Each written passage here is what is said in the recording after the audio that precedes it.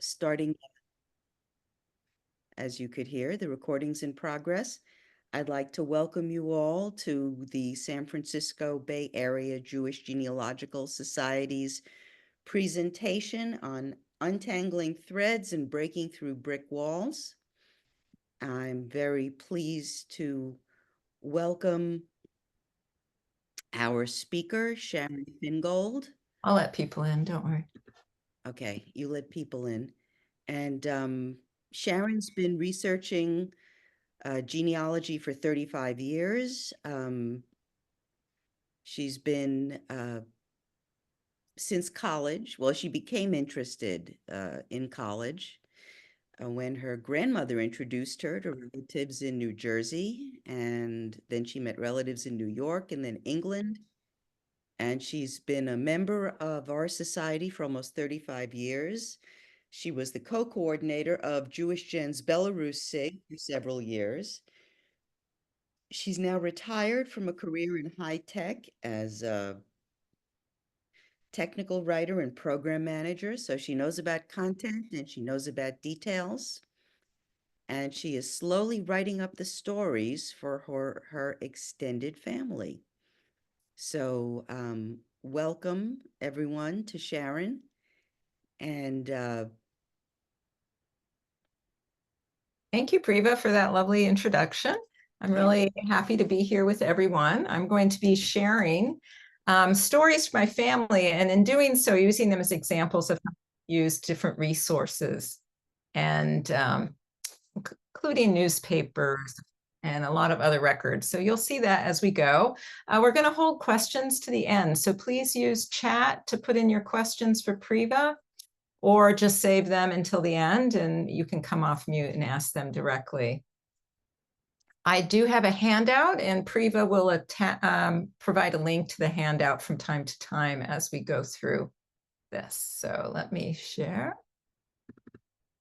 Can everyone see my slide? Is that a good view? Okay. So here we go. I'm going to be focusing on surnames, towns of origin, occupations, and immigrant journey research.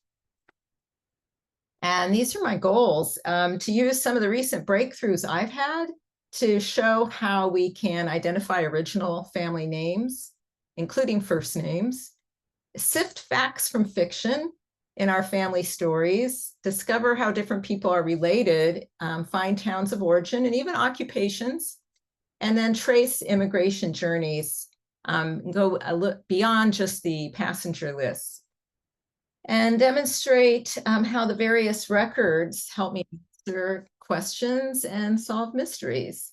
So the family I'm going to be talking about, I should preface it, came from Ukraine. So when I give examples of records from Russia, they will be Ukraine records, but I think a lot of the concepts here apply to everyone. So we often talk in genealogy about breaking through brick walls, but I also think it's a useful analogy to think about untangling threads, because what often happens is we have these knotted threads we have to pull, and when we pull them in multiple directions, more questions and more answers come, and it's all tied up into one little tangled bit. So I'm going to be using my Feingolds, Fingolds, Morrises, and Teratutas, which are all part of one family, to and use them as an example of some of the questions I was going through. These were my knots and walls. How were the cousins related? We had them all over the United States. Everyone knew we were cousins, but no one knew exactly how. We weren't sure about the original surnames. We weren't sure about the towns of origin, and different parts of the family heard different stories about the towns.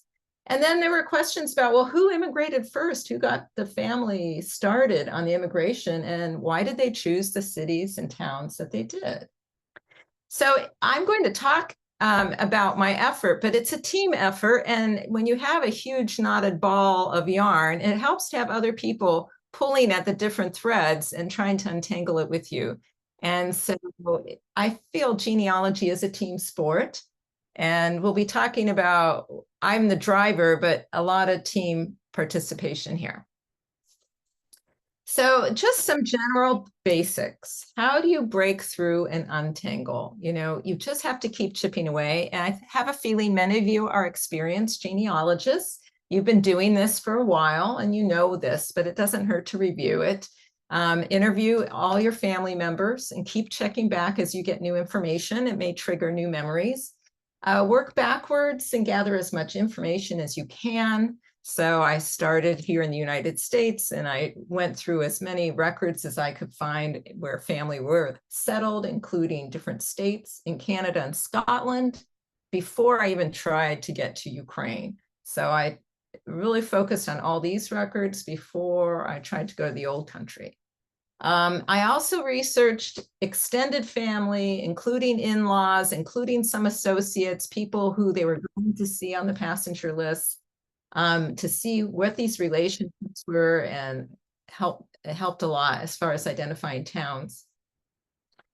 And of course, we need to use every name variation we can think of when searching the databases and browsing the records. The relatives I'm talking about, Eastern European in Ukraine, so there were Russian language issues, Yiddish language, Hebrew, then they went through Germany, they went to England, and all the phonetic spellings and translations and adaptations. It's important to check through all those variants and definitely get help with translations and understand the records that you're using. So the first thread, I'm going to focus on untangling. I'm going to present these serially, consecutively, as if I worked on one problem at a time. But as you all know, we work on one problem and it's tangled up with other problems. We need town of origin, but we run into name variants and so on and so forth. But I'm going to take one theme at a time. So we're going to focus first on how I approached figuring out what was the town of origin in Ukraine.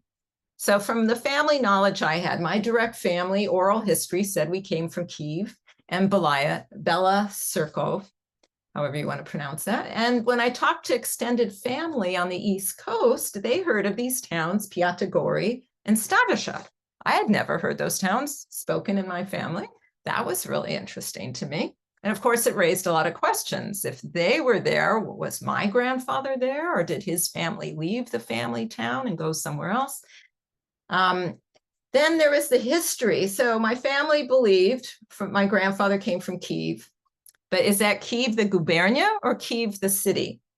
If you study history, and it's good to do some research, I learned that Jews were barred from settling in Kiev the city unless they were very wealthy and had special permits and everything. It was highly unlikely. My family was one of those allowed to live in Kiev. Of course, I couldn't cross that out all the way, but I figured it was the Kiev gubernia, and those little towns of Piatigori and Stavasha are in the Kiev gubernia. So that was my guess, that my line came from small towns somewhere in Kiev gubernia, probably southwest of the city. So where to research, how to narrow this down? So like I said, you start where you are, work your way backwards. I went through all these naturalization, immigration, passenger lists, vital records, World War I, World War II draft registration cards, and I widened my search. And then I also worked forwards, where I talked to living relatives and asked them, do you have any documentation? Do you have anything? I looked for people who were related to members of my family, my extended family, see what they were researching, what ideas they had. So my grandfather, the only records I could find for my grandfather that said where he came from said Kiev. He was very consistent. His World War I enrollment card and his wife's petition for naturalization. He was naturalized during World War I. He was a soldier. He got his naturalization, so it was a very simplified process. But so he and his wife were consistent where he came from, Kiev. All right, I still don't know, city or gubernia. And then so I went to my grandfather's brother, Louis. He was interesting. His passenger list from Hamburg to London said he came from the town of Pieter, which is a form of the word Piatigori. Ah, very interesting. But then when he applied for naturalization in Canada, he said he came from Kiev. All right, but you know, to put Piotr or Piatigori down is highly suggestive. Do we have a pattern? My grandfather's sister, Lena, or Leah, depending what name she went by, she was tremendously consistent. She may have spelled the name differently. Oops, I got my boxes wrong, but she was very consistent. She put Piatigori on all her records, and she put Piatigori Kiev on her records. So that seems highly likely. If she was born there, you would think her brothers were born there too. Again, this is what she put on her citizenship papers. She spelled it very differently again. She added an S in one of them. It might have been a typo because A and S are right next to each other on the keyboard. But pretty consistent. Piatigori for the sister. Wow, that's exciting. Uh-oh, here comes another sister, sister number 2. She went to Scotland and then she went to Canada, and she put Belarus and Kiev. Okay. So it's very suggestive, but not definite. Then I looked at an aunt and cousin. They came from, again, they spelled it different, but they came from Piatigori and they were born there. Uh-oh, more aunts and uncles. And now we have an uncle and his family that say they came from Dashev. Interesting. And then I have another uncle and his family where almost he and all his kids say they came from the town of Buki, which is in the Kiev gubernia, except for one son who said he came from the town of Uman. Well, it turns out Buki is part of the Uman county, if you will. So it's possible he rounded up, which I think a lot of people do. Like when people ask me where I'm from, and I don't usually, if they're from out of state, I don't say Los Altos. I usually say San Francisco Bay Area or Silicon Valley. So I round up to what I think people understand. And that's what I'm guessing happened in my family. Instead of saying Piatigori, Stavisha, or some other small town, they rounded up to Kiev or Belarus or Uman, but not proven yet. I got to keep going. Oh, more in-laws. They came from the town of Tetiev, also in the Kiev gubernia. And I think it's interesting. I often thought that relatives would be more precise the closer they were to their immigration date. But this one relative, Seidel Manes, who was originally a Monastersky, on his declaration of intention, which was done in the early 20s, he put Kiev. But on his World War II registration card, he was much more specific. And probably that's because they specifically asked for the town. So it looks like when they don't ask for the town, they kind of get more generic. And Sam's or Seidel's brother, he put down Tetiev on his passenger list. So that's interesting. An in-law, one of the aunt's husbands came from Tetiev. And then I looked at more in-laws, and these in-laws who married my grandfather's sister came from, and my grandfather's cousins came from Stavisha, which is right down the road from Piatigori. Oh, these are interesting. Has anyone seen these British naturalization files? They're now available on Ancestry, and they're very rich. They have a lot of documentation. This is just page 1. But if you have anyone who went to England or Scotland, you may have citizenship papers to look at. And then this is, of course, an American Declaration of Intention. And this top left one is a birth registration in Scotland where they have the mother's birth town. Okay, so let's keep going. Now I have my inventory of possible towns. I've expanded a bit. I have a few extra towns there that I didn't have before. And in my analysis, I decided, I put them in alphabetical order just to help me do my research. But the top priorities for me, I'm Piatigori and Stavisha. I definitely see a pattern there with the relatives closest to my grandfather. And I want to go to the Ukraine records. I want to dash off there, but I stop myself. I need to make sure I've got my names organized and understood, because Feingold is a very common name.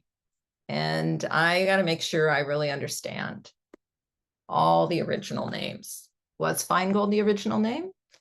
We have relatives who spell it all differently, but we also heard that there might have been a different name. So let's go into that story. In general, you know, you need to have a list of the people with their Yiddish and their Hebrew. And if they came to an English-speaking country or wherever they went, their names in their new adopted country. For example, Louis's Hebrew name was Leib, and I think that was also the name he used in Yiddish. Harry was my grandfather, and his Hebrew name was Israel. And I learned his Yiddish name was Sruel, and that was very important because Sruel will show up in the records. You'll see Israel never shows up. If I did a search on Israel Feingold, I would not find him. He didn't go by that except I think on his marriage record and in the family. And then everyone knew we had an ancestor named Hirsch. But what I've learned is when you look through the Russian records, it comes out as, I guess it's pronounced Hirsch, but spelled with a G. And it's good to know also, I think it's called Kanuis, where you have a Hebrew name and a Yiddish name that are mapped together, like Svi Hirsch. Our Hirsch was Svi Hirsch. Svi was the Hebrew name. Hirsch is the Yiddish name. And the same with Dov Bear. So you might see these combinations. And in the Russian records, you may find them with the Dov Bear or the Bear Dov or the Bear or the Dov or the Svi Hirsch or the Hirsch or the Hirsch Svi. So it's good to have all those combinations understood. And then when I was starting out, this is what I knew about our last names. I heard that the Morris in-laws were originally Metz. Morris definitely is not a Russian or Yiddish or Jewish name, but they were originally Metz. And then for my Feingold side, once we got to the new country, we had different spellings for Feingold. And then on my Feingold side, we had heard that my grandfather, who was Harry Fingold, he said that their original surname was Teratut. But within the family, there was some confusion. Was the father the Teratut or the mother? Did the father marry the mother and change his name to Feingold or vice versa? We weren't quite sure. And then we have some in-laws. The Monasterskis became Manas, Manes, Mains. And the Gilmans, originally we were told were Gilzinski. But I'll just let you know, a spoiler alert, that Gilzinski, no. Gilman was a Jewish name in Russia. Gilzinski was just something introduced in a newspaper one time. So don't trust everything you read in the newspaper. And then we had Gorodetskis, who once they came to America were Gordon. So it's very important to track this down. And if you don't know it, you just have to be patient, go through the records methodically, and you may discover the original name, as I will now show you. Oh, and this is a great set of books. And these are just two of Alexander Beider's books. He's got more. He's got Poland. I think he's got Austria-Hungary. I'm not sure all he has. Of course, I'm interested in Ashkenazi surnames here. So these books are a really great resource, and it's a good way for you to get some basic research. For example, if you look at the Blue Book, the Dictionary of Surnames, I focused on the Teratuta. I was really intrigued that we had this name, Teratuta, that only one little branch of the family had ever heard of. And I was wondering, where did it come from? And you can see it came from Uman area to Russia, which is where Pyatagori and Stavisha are, Lipovitz, which will turn out to be important later.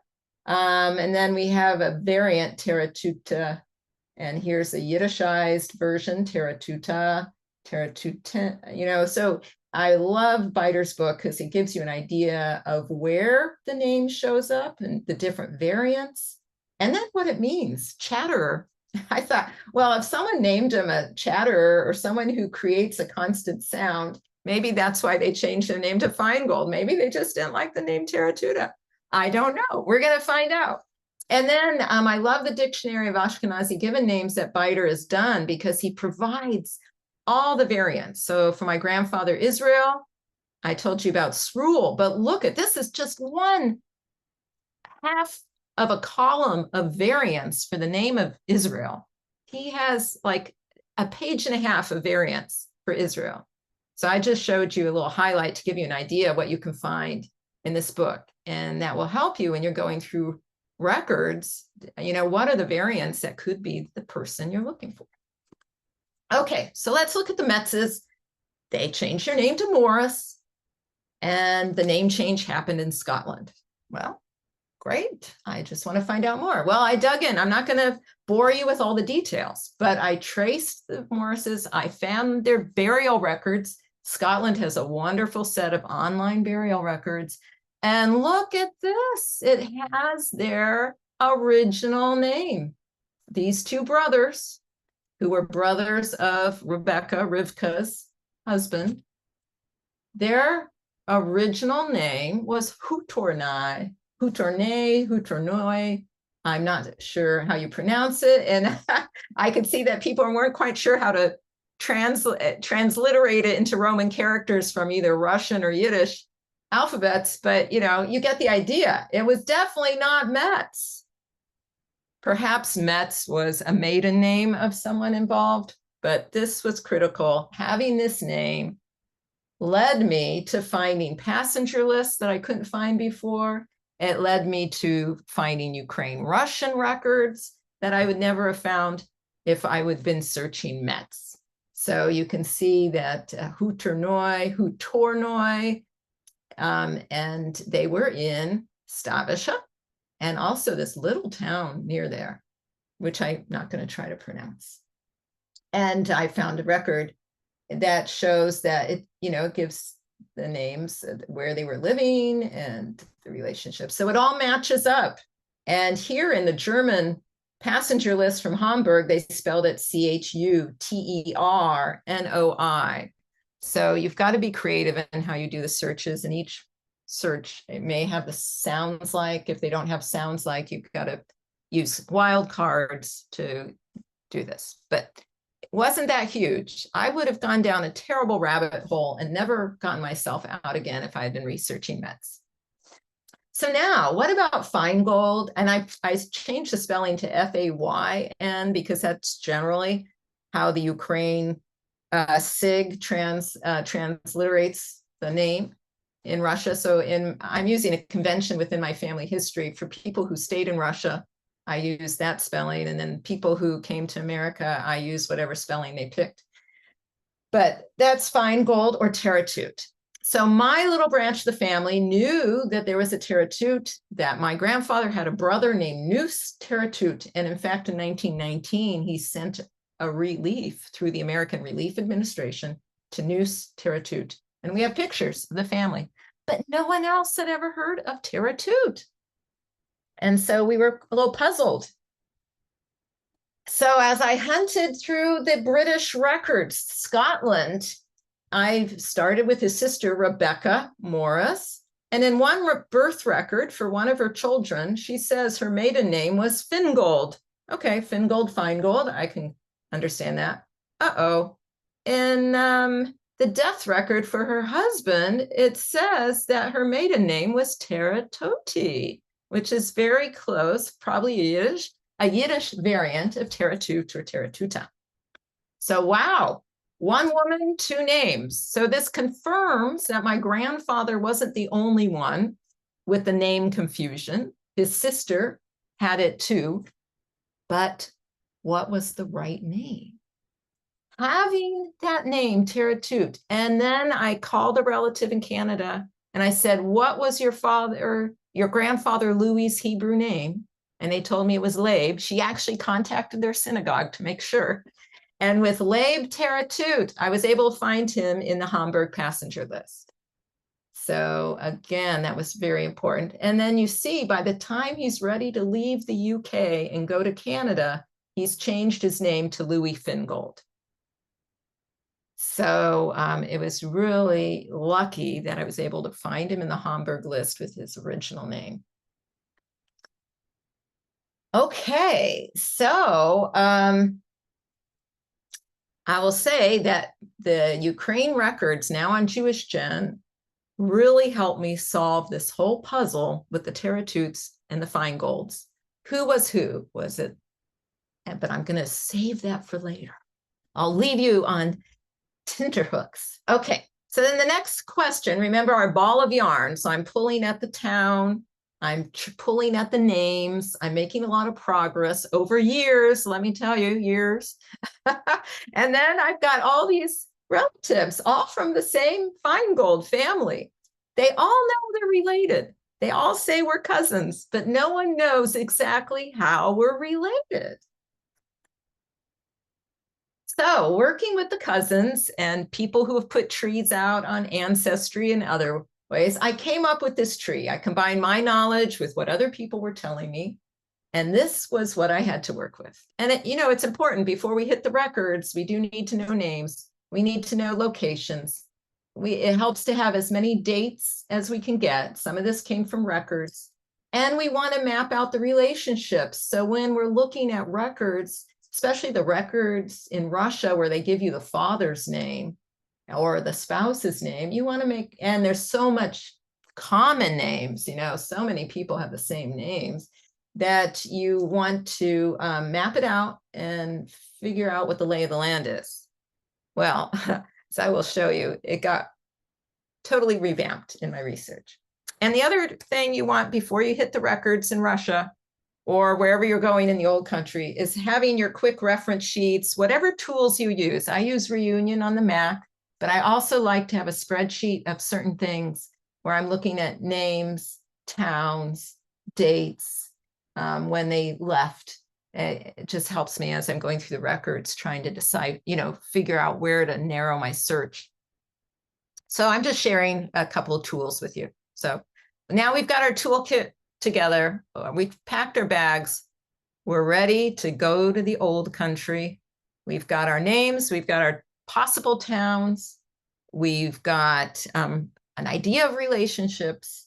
And here we go.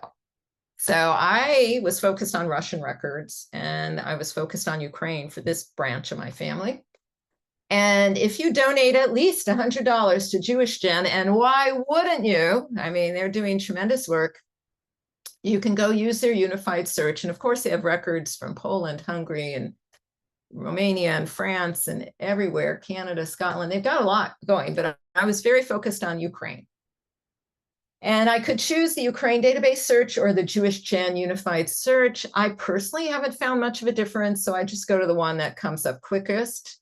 And then I did different searches. I searched on surname, and I used phonetically like and sounds like. I searched on the town, again, phonetically like and sounds like. And I've used wildcards, which you can do with the JewishGen database, and a lot of experimentation.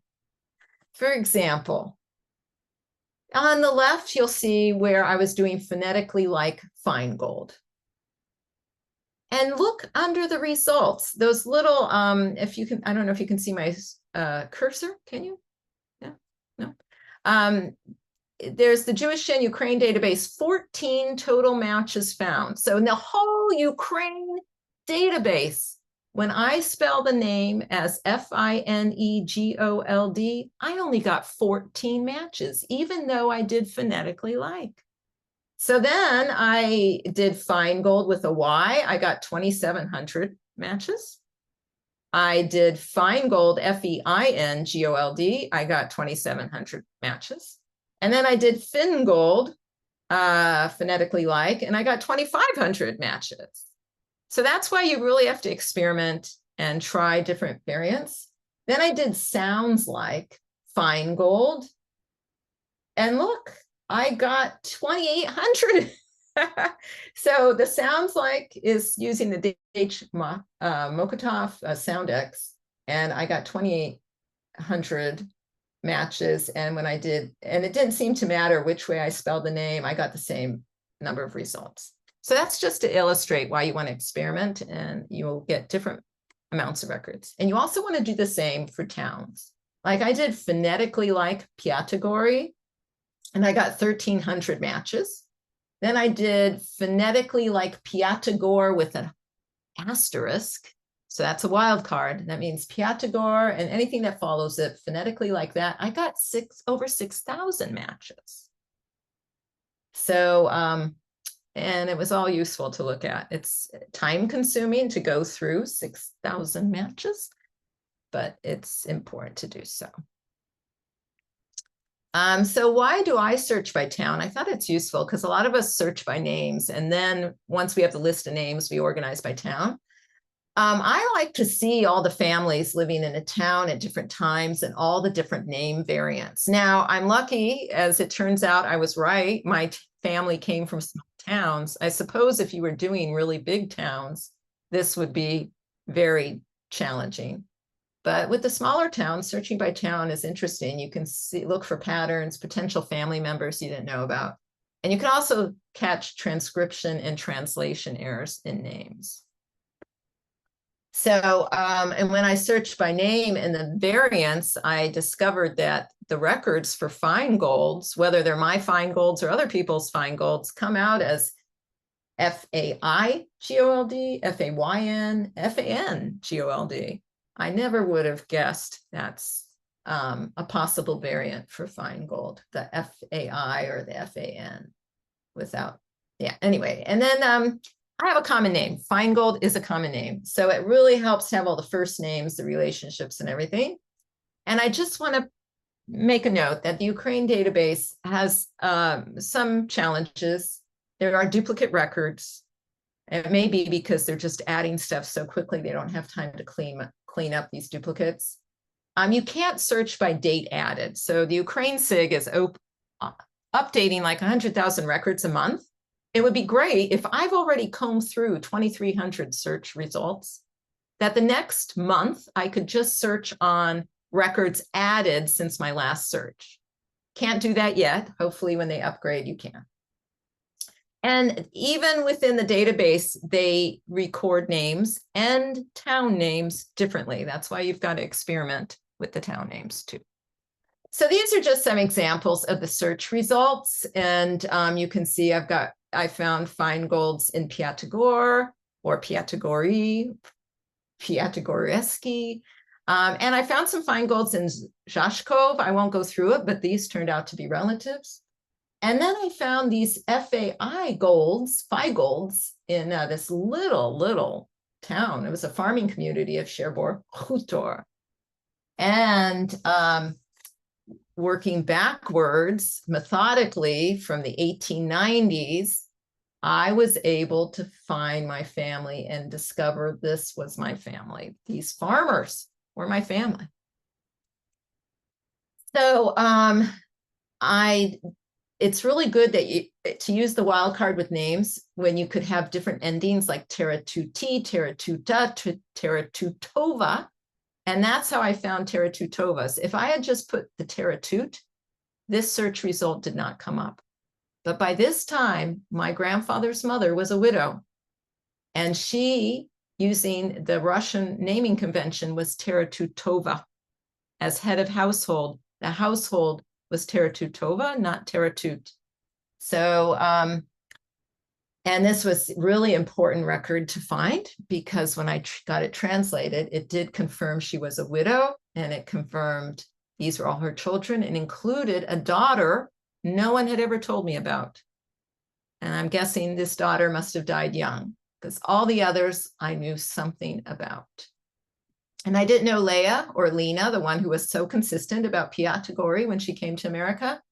I did not know that she was a Hana Leah. Okay, and then we see Labe, and you see my grandfather Srul and the sister Rivka, and so on. And you got their ages. Wonderful. And the other reason you search by town is because no matter how I normally would have searched for Teratut, with a wildcard or not, I would never have gotten Sheratuta. But by searching the town of Piatigor and methodically going through all the records for Piatigori, I found a Sheratuta and I said, wait a second, Sheratuta sounds a lot like Teratuta. So again, I found the image file. You see there's a link to the image. I found the original image. I uploaded it, tracing the tribe in Facebook and asked people to translate it for me. I didn't tell them I thought the name was wrong. I didn't want to bias anyone, but they translated it and they confirmed that it's really Teratuta. And this was an error in the database. So, I mean, all the volunteers doing wonderful work for Ukraine. SIG and getting these records up, but everyone makes mistakes. So this name really should have been Teratuta. And if I had only searched by name, I never would have found it. And that is my grandfather's father. And what we learned from this record is that this family, the Teratutas, in 1874 were registered in Buki, but in 1875, they were living in Piatigor. And I'm guessing that's probably when he got married to my great-grandmother. So here's more about that. You know, I went from this, I found the original record just by clicking image. You can see the original image. I found the household here. I put a red box around the image. I uploaded it to Tracing the Tribe, asked people to help, and they were able to confirm all the names. They were able to confirm the Buki, the years. And this led me to, let me tell you, a ton of Teratutes in Buki who are all named the same, and it's terrible. Talk about a tangled ball of yarn. Okay, so these records, you know, now that I'm finding my family and I've got all the information, I know that Hirsch could be Hirsch with a G. I know the diminutive is a K-O, Gershko. I knew he was the son of David, Duvid. I knew that his wife was Liba, and I knew he had these kids.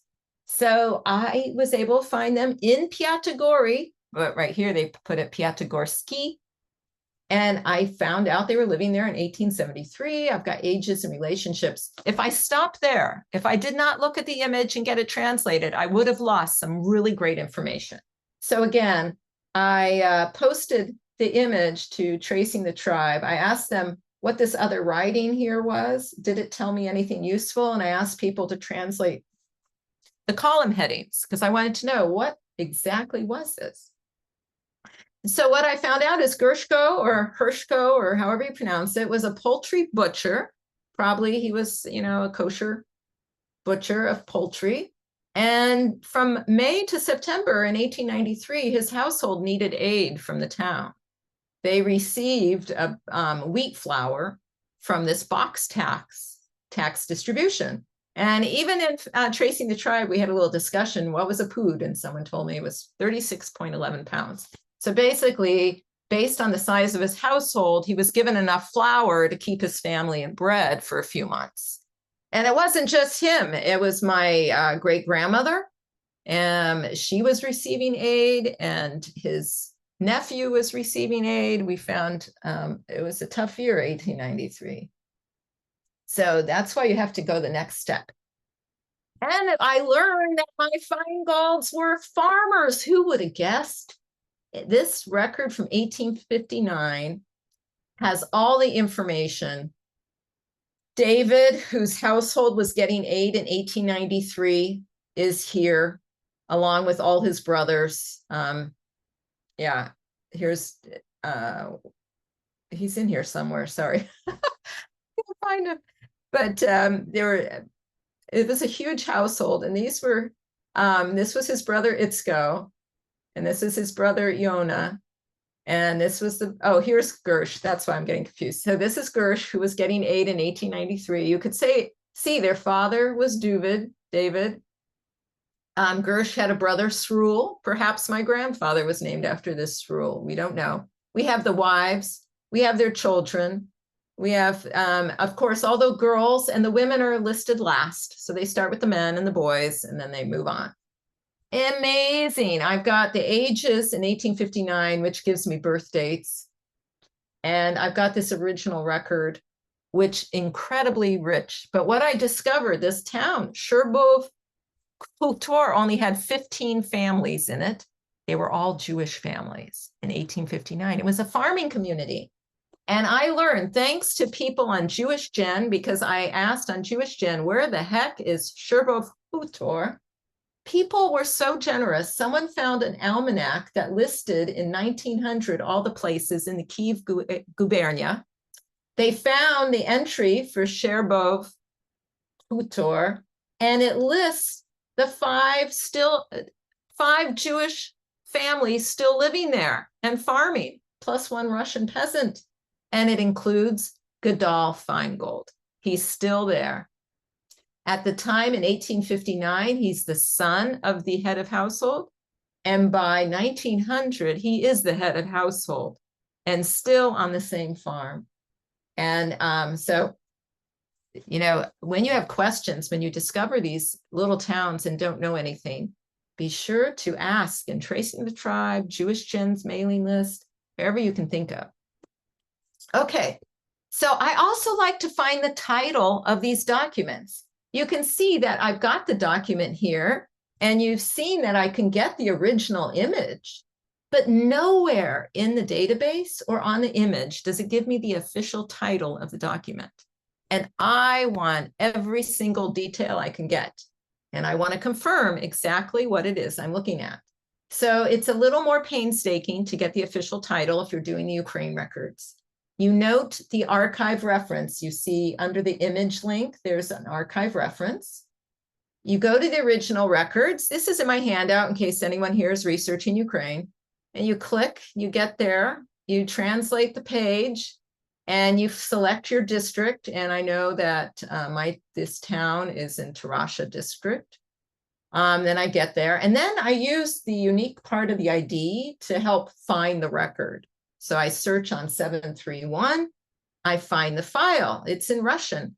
I cut and paste the file name into Google Translate or whatever your favorite translate tool is, and I learn that this is the releasing money from the remains of the box tax to the Jews of the town of Piatahora, another spelling, 1893.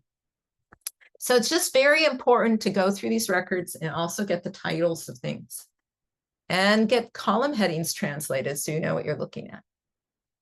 So when you untangle all these threads, when you've got the names and you got the dates, well, the names and the towns, and you know, you can figure things out. So look at what I started with. I reminded you that, and this is just a reminder of what I showed you before. This is what we thought the family tree was. Well, we learned through my research that these two branches, they may be related, but they're not children of Abraham. And Abraham wasn't the right name. It was David. So they may be related, but they're not descended from David. We've got the children of Svi Hirsch or Gersh, Hershko, and Liba. Their children are in the wrong order. And who we thought was the Feingold, my grandfather's father, he was the Teratuta. It was Hirsch's daughter who was a Feingold, married the Teratuta. And so now this is what we figured out the family tree really is. We've got Hirsch, and it turns out that my great-grandmother was his oldest child, or oldest surviving child. She married a Teratuta. The family, as soon as they left Russia, dropped the Teratuta name and stuck to Feingold, which I think was probably, you know, a nicer name. And then we were able to sort out this, and we figured out how these cousins and all our cousins were related. We also discovered family that stayed in Russia. I found some in Yad Vashem, and there's still a lot of open questions, but we now know how all the branches are connected. And I have more towns to research. So my original list started over here, and now I've got all these other towns to research. And then I wanted to focus on the immigration journey. What was the journey? Who came first? Why did they choose where they went to? And after World War I, why did some of the refugees from Ukraine go to Romania? Why did some go to Antwerp? Why did some go to Philadelphia, others to Toronto? And why did some have to go to Cuba? So here's the situation. 1914, you can see in the red dots, I've got family or in-laws in these different areas, and we still have family back in Ukraine, in that little town of Piatagori and nearby in the Kiev Gubierna. So we've got people all over. This is what we knew from our interviews with family, that sometime between 1900 and 1914, Rivka Feingold Teratut and her husband, Philip, whose Hebrew name or Yiddish name was Feivel or Fivish, They were the first to leave. They left and went to Glasgow, and they landed in Glasgow by mistake. I think this is one of those big myths, just like our names were changed in Ellis Island. It did not happen there. People did not get off the boat in Glasgow by mistake. They did not think, even though the family liked to tell this funny story, they thought it was America. They got off the boat and they discovered they were in Glasgow and they were stuck there. That's not true. When you bought tickets anywhere, it was very clear where you were going. So anyway, that was the family myth. And then in Toronto, we thought Louis Feingold was the first, and then he was followed by his sister and brother. And after Philip died in Scotland, Rivka and her children went to Toronto the year the Titanic sank, because they remember and they passed down the story of being pointed out where the Titanic had sunk as they passed by it. So we had no stories about why they picked the locations in the United States that they did. And then in the 1920s and 30s, we had another wave of immigration where they were fleeing the terrible pogroms in Ukraine. And they were joining family in Philadelphia, except Jacob and Bella, who went to Cuba. And they couldn't get into the US, and so they ended up in Toronto. So again, you know, go through all the records, go through everything you can find. And then I took this class through JewishGen, this immigration study group.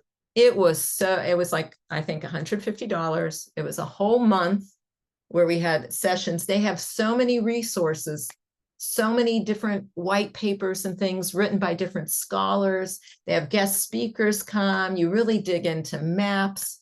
You learn so much about the immigrant journey, how they got out of where border crossings, legal and illegal, might have been. And then I got some really great luck.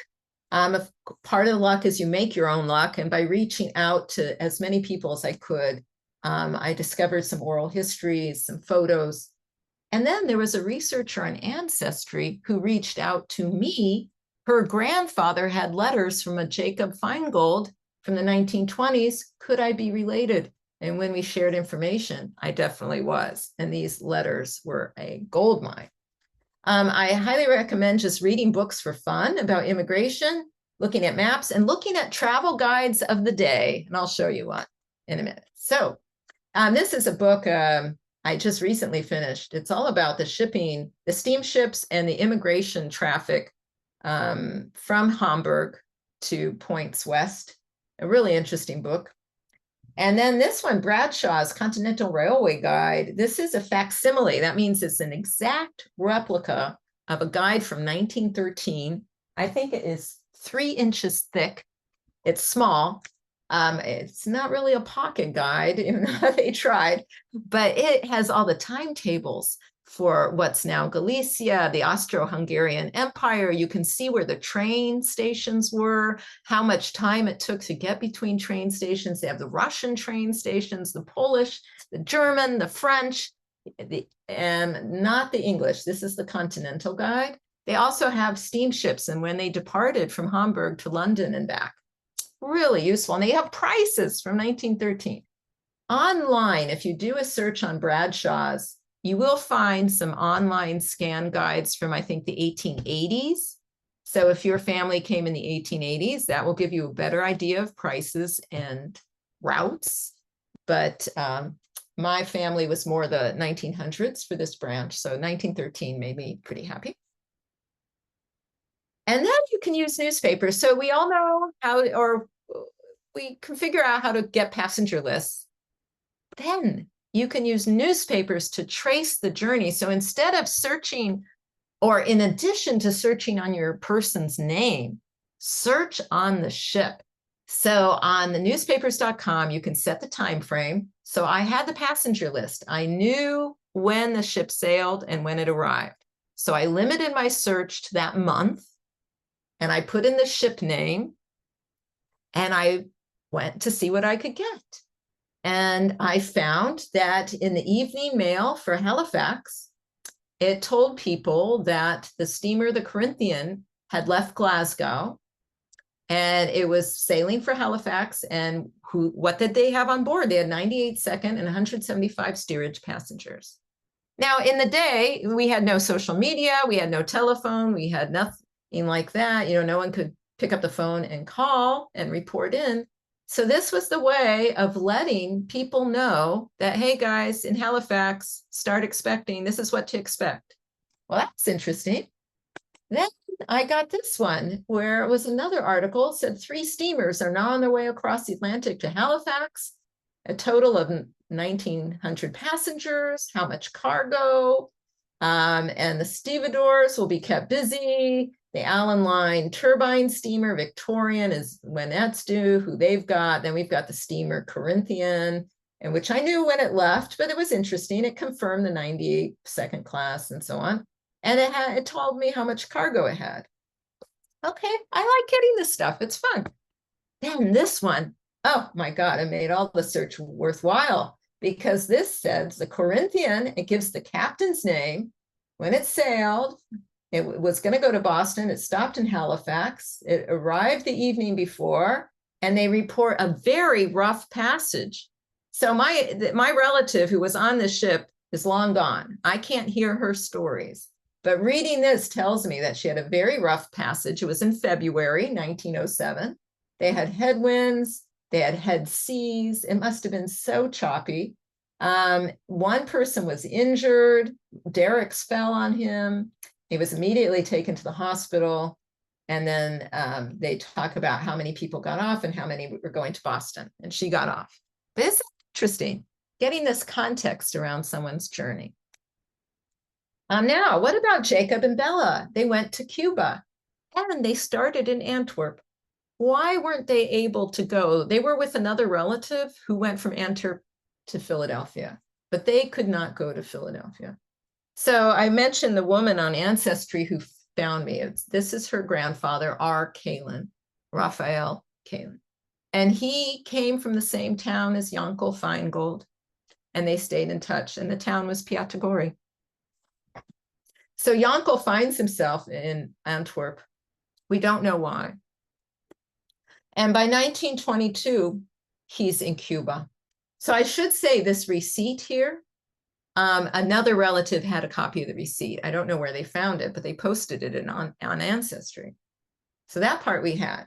And then we got the letters from the person who reached out to me. And you can see by the postmark, the earliest letter is from April 1922. So by that 22, they're in Cuba. So from October to sometime in April, they went there.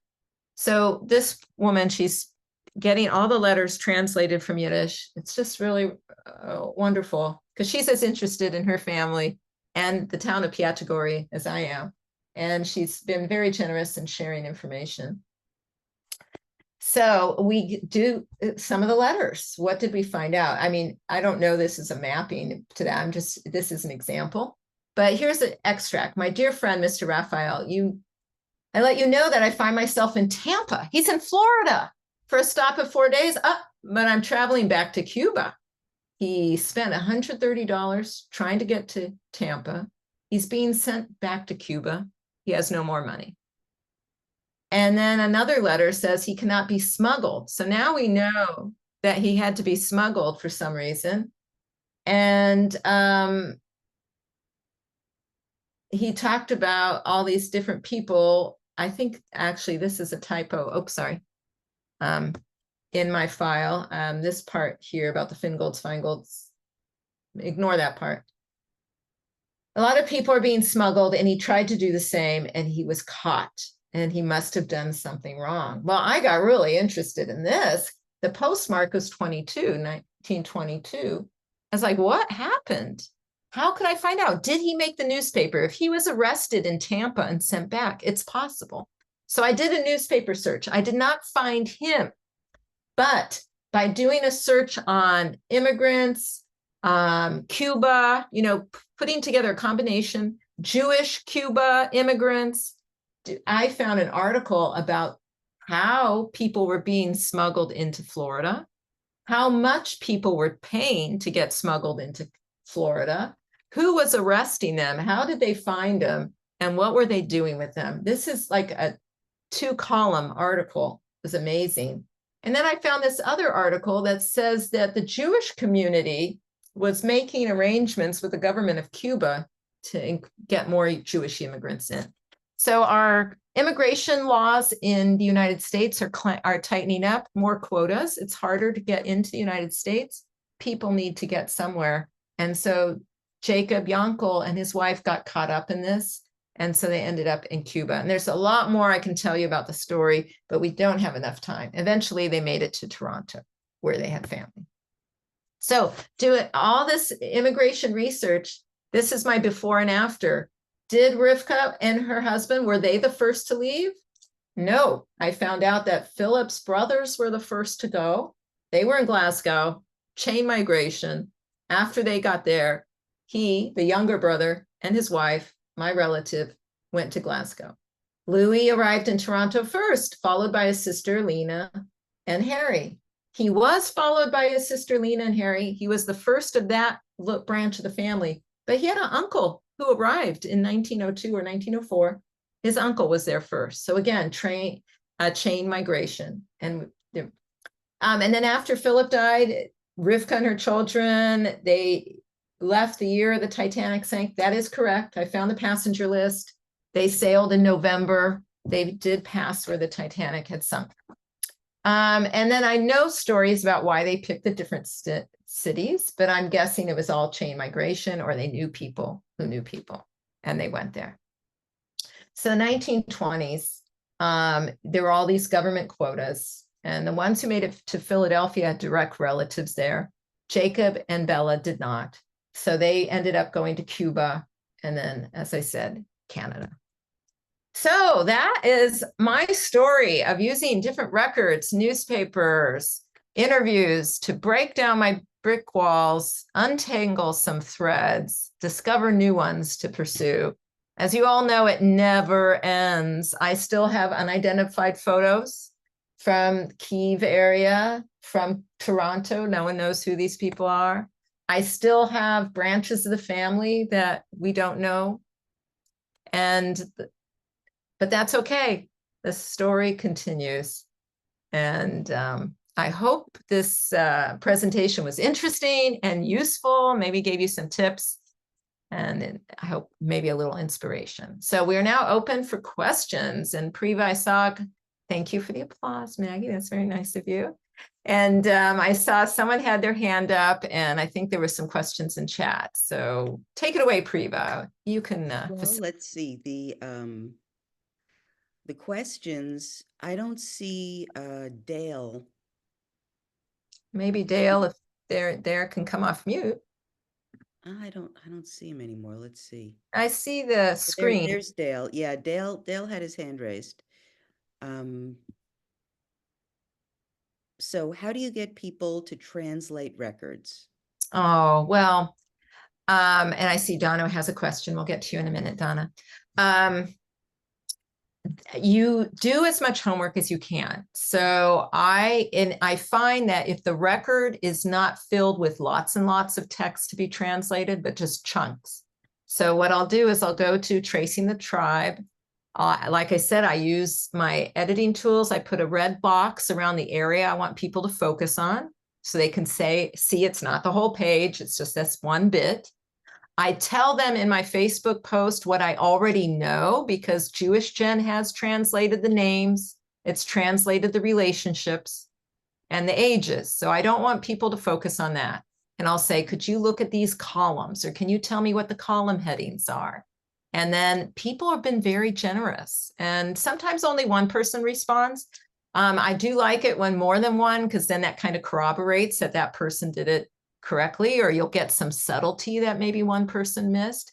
But that group is very helpful. You just have to be clear in your post, what town, how the person's related to you, what the year is, and then exactly what you need. Yeah. And so that's how I do it. That's how you do it. So Barbara has her hand raised, and she also asked if you need the Ancestry.com International Edition to get British naturalization docs. And I will also have, sorry, Sharon, I will also have something to say about translation afterwards. Wonderful. Yeah, it's great to share tips and tricks. Yeah. So I believe you might, because I think I do have the world. I don't know, though. And I saw someone did post, Donna, about Yeah. libraries have the ancestry. Maybe they have the world version. They San don't- Francisco they does. don't. San Francisco does. Ah, Yeah. I don't know about Sunnyvale or you know, Santa Clara County or San Mateo, but so you said Tracing the Tribe, that's a Facebook group? Yes, that's a Facebook group. Yeah, I have a problem with Facebook, as you I know. The other way to do translations is use the JewishGen mailing list. Oh, okay, I joined that. Yeah, I find it's easier to post images on Facebook than it is JewishGen, but you can definitely do it in JewishGen. They have that ViewMate process where you can upload your image and you can annotate it ahead of time. And then once it's uploaded, you can do your email to the list with a link to that ViewMate image. And then, Okay, so it's JewishGen ViewMate. I'm on JewishGen, but I have not done the ViewMate thing, but yeah, so you'll do ViewMate to upload your image. And then it's nice because people who comment on the image will comment on it in ViewMate. So you always have that information and you can always go back to that image and that Okay. information thank months you. later. I will say, I think also the LDS family history centers like in Oakland and other places have the Ancestry available subscription, and they may have the world version. So you might Wow. check with your local family history center. not, Also, yeah. in San Bruno, the National Archives, Mhm. they have both Ancestry and Ancestry International. Great. For free. Great. It's only 9 to 5, you know, Monday through Friday. They've limited hours, but Yeah, thank you, Donna. That's great. Barbara, did you want to say something about translation before we move on? You've covered stuff. There are multiple Facebook groups that do it, including genealogical translations. There are people who survey the various groups and will catch you if you were to put the same query on two different lists. Don't. You need to sort of choose at the outset for a certain request and stick with that platform. Yeah, that's a really good point because they don't want duplicating effort and so on. Yeah, thank you, Barbara. Who should we go to next, Priva? We've got Rima. Phyllis Oh. Kurlander. Okay, Phyllis. Kurlander says, one of my biggest brick walls, and going back to the old country records, and I'm sure we've all seen this, is a great-great-grandfather dies and his 10 children all name their children the yeah. exact same name in his honor. Yeah. So besides translating all these records, it is impossible to determine which of the identically named children is the direct ancestor. Yeah, well, my Teratutas, boy, when I got to the town of Buki and looked at how many Teratutas they are, and the naming patterns are just like you said. But I think it's really important to be super methodical. And instead of jumping back to that great grandfather and trying to work forward, start where you are and really methodically find your thread that directly leads to that great great grandfather. And then you can, if that's, you know, if you get stuck there, then you can start with that great great grandfather, create a different tree and map all that out as best you can.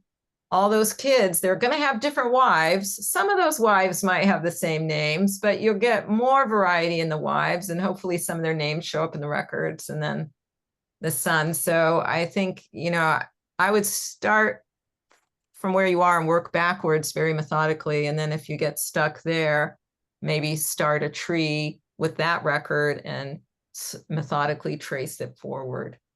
And Yeah, Barbara has an idea, I think. Yeah, well, you would do well to have a way of dealing with uncertainty in your own documentation. Is this person a cousin or a brother? Is this person in our family or probably not? And maybe segregate the probably nots, where you will find, if you do this long enough, that some of the probably nots certainly are.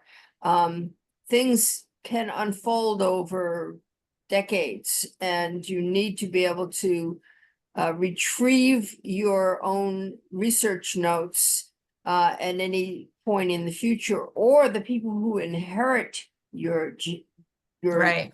your files in the next generation or the one after that would likely profit from such annotations. By the way, for every image, a document image or a photograph, which I save to my computer and carefully name and put in a well-considered file location, I also have a companion text document with the same title that lives with it, in which it has translations or transcriptions, my notes, Web links. attributions, correspondence. And note, when you do a search on your own hard drive, it Mhm. searches not only the titles, but inside the text documents. So if Yeah. you want to make your own research available to yourself in the future, which I suggest you might want to do, I recommend this method. Yeah, no, that's great. I do something similar too. And I'm a strong believer in documenting all your sources and providing hyperlinks and everything. Great, thank you. We have Rena. Yeah. You want to come off mute, Rena? Yep, there you go. No, I just wanted to, I saw that you had the book with the variants of names, and I just wanted to, if you didn't know, that Yisroel is Yisroel is the Yiddish pronunciation of Israel. Yisroel. So Yisroel is the last syllable. Ah, It's like Beth for Elizabeth. okay, great. Thank you. Comes from the Yiddish pronunciation. That's rule. Thank you. Okay. I appreciate Thank that. you. Yeah. Any other questions or comments? Do we have anything down below? Well, Dana mentioned that the World Explorer version of Ancestry works for the UK naturalization, Yeah. and that it's different than the UK Ancestry. Interesting. Yeah. And Scotland's People, if you have people in Scotland, Scotland's People website is really helpful. You do have to pay for records, but it's a very modest fee and it's all electronic. So you get birth, marriage, death, and then of course there's separately the burial records. Yeah, Barbara. Do you know what on a manifest it means when it says saloon passengers? Yeah, so each shipping line had different classes. So there's first class, second class, third class, and steerage. So some ships had third class and steerage. Some people called third class steerage. What you should do is research the shipping line and the ship that your people came on. And I'm not sure if saloon is second class or first class, but it's going to be one of those. And you can find out like what was this. There are images online. I did this where you can see what a steerage compartment would have looked like on different lines and what saloon would have looked like and what they would have had access to in first class too. Yeah. Okay, well, that's it for the chat. Are there any other questions? Any other raised hands? I don't see any. Oh, Barbara. Me again. Would you like your handout to also be available on our website? Yes, yes, I think so. Janice just didn't have time to do it because I got it to her today. Okay, can you just email it to me? Yes, Barbara, I would be happy to. Thank you. No rush. Yeah. Thank you, Barbara. So nice to see your face. We've worked together. Yeah. Anyone else? You want to come off mute or you want to just say something or talk about your family or you're all done? Looks like we're all done. So thank you so much for coming. I want to give you a preview. In November, I'm going to speak again, but this time it's all about World War I records in America and honoring our World War I vets for Veterans Day. So hope to see some of you there. Thank you. Our next few talks are going to be there'll be one by Nancy Rosenfeld talking about her father's truth in 1939 Lithuania. It's called A Silent Escape, and that's 1 to 2:30 on Sunday, October 20th. And then there'll be Sharon again. So I hope we see you. It's been a pleasure. And I'm going to stop recording now and say goodbye to you all. Okay. And thank you very much, Sharon.